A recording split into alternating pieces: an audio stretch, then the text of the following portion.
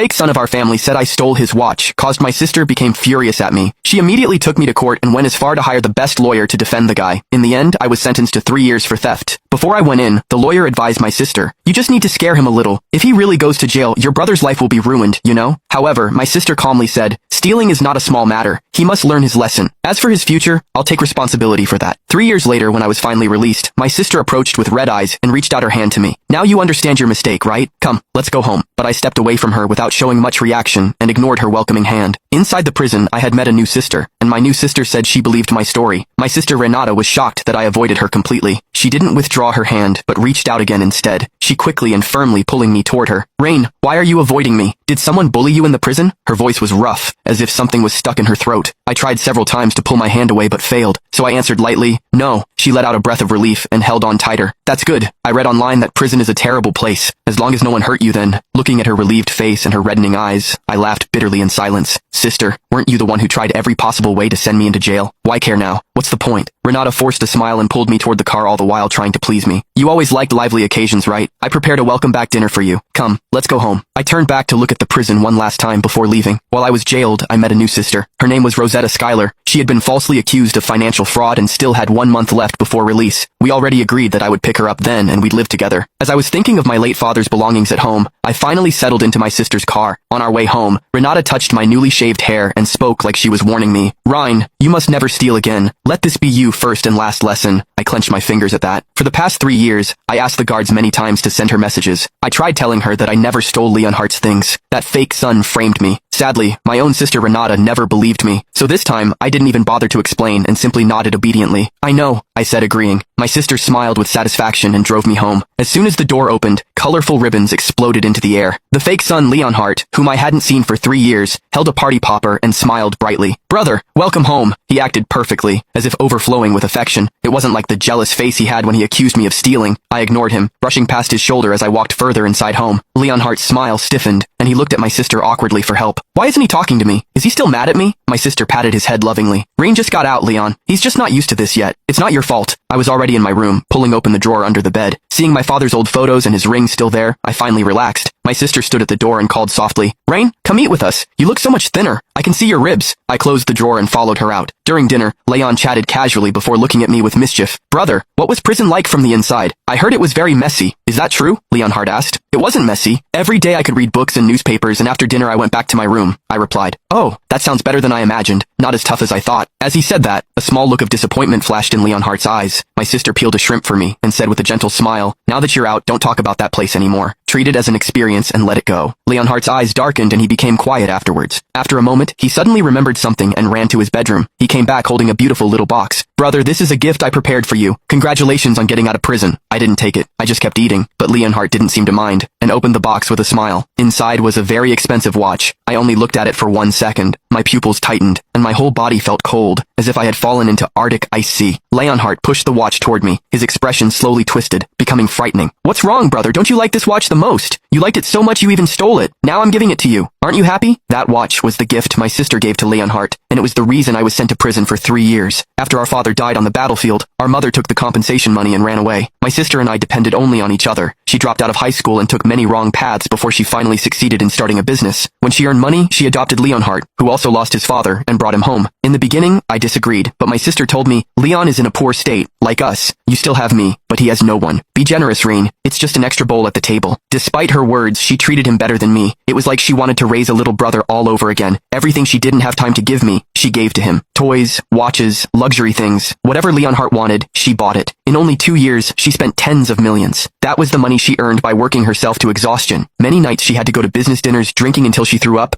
then continuing to drink again. I felt sorry for Renata, really. I always told her to stop spending so much, but Leonhardt hated me for that. That's when he hid the watch under my pillow, then cried to my sister and said I stole it.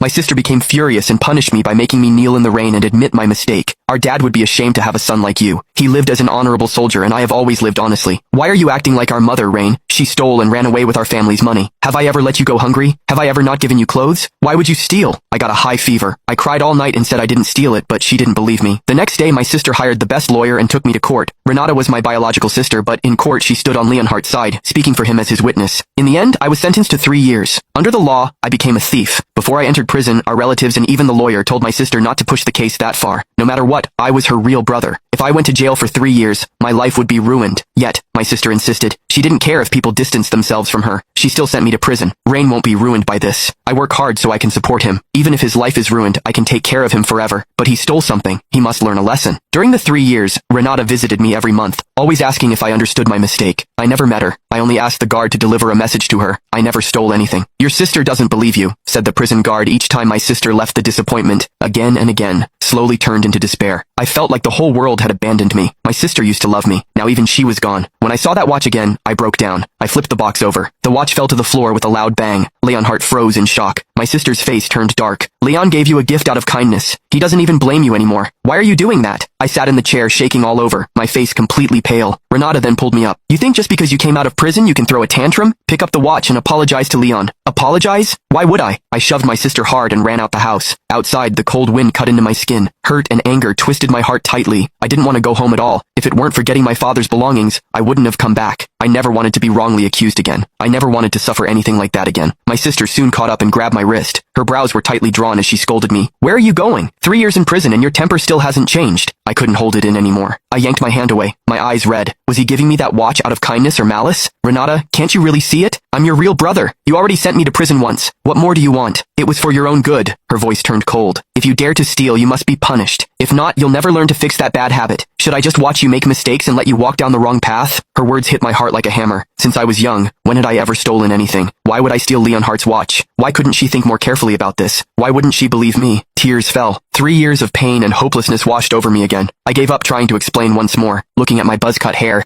she finally softened her tone, like she was admitting defeat. Ryan, everything I do is for you. Yes, you were in prison for 3 years, but I already prepared a future for you. My company will be yours one day. I only wanted to give you a small punishment. It doesn't really hurt anything, so come home with me. Don't run around anymore. She took my hand and pulled me back toward the house. I followed her with a numb feeling, and I kept silent along the road. When we opened the door, Leonhardt looked surprised to see her bring me back. He didn't expect that after everything, she still wanted me home. I felt exhausted. I went straight to my room and didn't come out. Late at night, Leonhardt quietly came into my room. I opened my eyes instantly, but he thought I was still asleep. He touched my pillow, lifted it, and hid something underneath. I didn't move or take it out. He couldn't wait. I had just returned and he was already using the same trick. I wanted to see whether my sister would believe me this time. The next morning, just as expected, he cried to my sister and said I stole his watch again. Brother, if you like something, you can just tell me. I even gave you the watch yesterday, but you didn't want it. Why do you always have to steal? My sister's face instantly get dark upon hearing that. So, you really can't change, huh? My heart instantly dropped into the deepest dark. My sister's sharp accusation had cut the very last bit of our family ties between us. I pulled the corner of my mouth in a bitter smile. Yeah, I can't change. Slap. Before I finished speaking, my sister raised her hand and gave me a hard slap. Her eyes were full of anger and disappointment. Why did I even have a brother like you? She shouted. I stayed silent for a moment. Then I covered my face and laughed coldly. I don't understand why I have a sister like you too. You... Her hand was shaking as she pointed at me. She was too angry to talk. Before she could hit me again, I dropped to my knees and bowed before her. Thank you for dropping out of school to take care of me. From now on, you won't have me as your brother. Then I stood up, pulled out Dad's old things from under the bed, and decided walked out of the house. Suddenly she grabbed the photo and the ring from my hand with a cold expression. These belong to Dad. You have no right to take them. Fine. I nodded in resignment and got ready to continue walking away. Behind me she shouted in a low, trembling voice, You're a criminal! Without me, what can you even do? Starve on the streets? I didn't stop walking. No need to worry about me.